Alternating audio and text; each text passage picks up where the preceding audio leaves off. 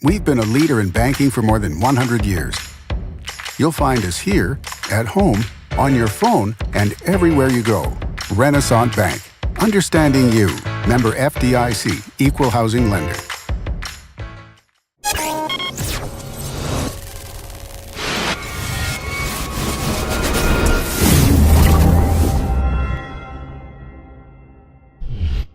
Sponsored by Renaissance Bank. Good morning and welcome to Daily Journal Newsbreak for Thursday, April 5th. I'm your host, Chris Kiefer, and we're going to take a look at the top news and sports stories from Northeast Mississippi. But first, let's start with your weather forecast. Today we're looking at partly cloudy skies with a high of 66 and a low of 50. It's a 10% chance of rain.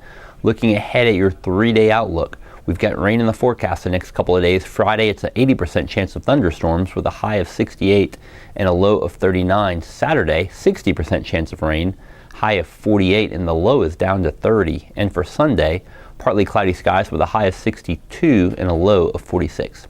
Let's take a look now at today's top headlines. As school districts prepare for worst-case scenarios, they're balancing emergency prep against adding anxiety. Active shooter drills can feel very real to children already anxious over their safety at school. Both Lee County and Tupelo school district leaders said they have not conducted active shooter-specific drills with students on campus. The districts have opted for drills that practice more general lockdown procedures with students. Tupelo staff and school resource officers have conducted active shooter drills when students are not in the building. Assistant Superintendent Andy Cantrell said the drills with and without students are just one piece of the school security puzzle. That also means communicating about the drills and giving students and staff multiple ways to share concerns and needs. Lee County Superintendent Jimmy Weeks said the district is working with experts in the field to evaluate and update security and emergency protocols.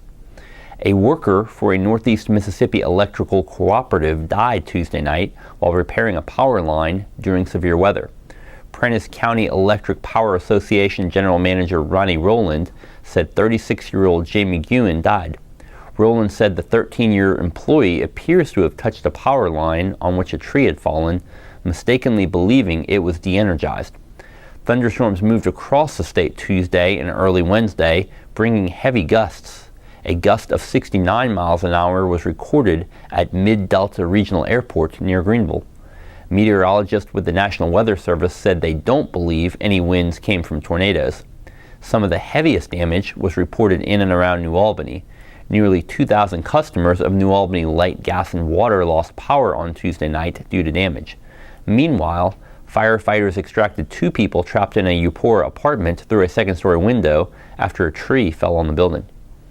The Create Foundation and United Way of Northeast Mississippi have partnered to make it easier for volunteers to find opportunities to help their communities. Volunteer Northeast Mississippi will serve as a liaison for area nonprofit organizations volunteering resources. The hub will support volunteer efforts in 11 counties. Its launch is scheduled for April 15th. Create Foundation Communications Director Albin Bennett began trying to organize the initiative around the holidays last year, and it took on a life of its own. Nonprofit organizations with volunteer opportunities will be able to post them on a new platform created for the project by GiveGab. Volunteers can visit www.volunteernems.org to view the available opportunities across the state and find the options closest to home.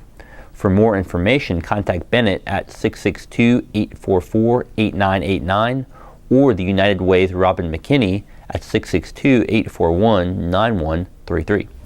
And in sports, Ole Miss has its new women's basketball coach. On Wednesday, the school announced its hiring of Yolett McPhee-McCuin.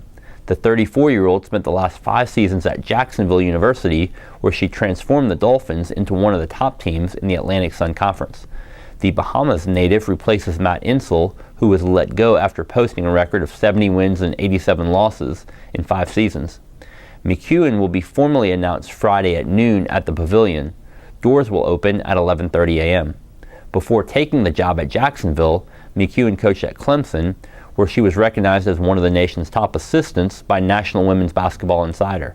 In 2013, she helped Clemson sign 5 McDonald's All-American nominees. Ole Miss Vice Chancellor for Athletics Ross Bjork said McCuin's leadership, style of play, recruiting prowess, and energy are just what the school needs in order to reestablish its women's basketball program. During the last 3 years, Jacksonville is a combined 34-8 in Atlantic Sun regular season games. And that does it for Newsbreak on this Thursday. Don't forget that this show is just one of the many online offerings, courtesy of the Daily Journal, that gets you news off the page and on the go. Listen to the Prep Rally podcast with hosts Brad Locke and Dalton Middleton discussing the latest in Northeast Mississippi high school sports. On Wednesday's episode, they talked about basketball coaching hires at Lafayette and New Albany, plus updates on Tupelo baseball and Hatley softball. You can listen on Apple Podcast or Google Play or online at preprally.djournal.com. Any story discussed on Newsbreak can be found in your Daily Journal or online at djournal.com, where you can also find a new episode of Newsbreak each weekday morning. Thanks for joining us. I'm Chris Kiefer. Have a great Thursday.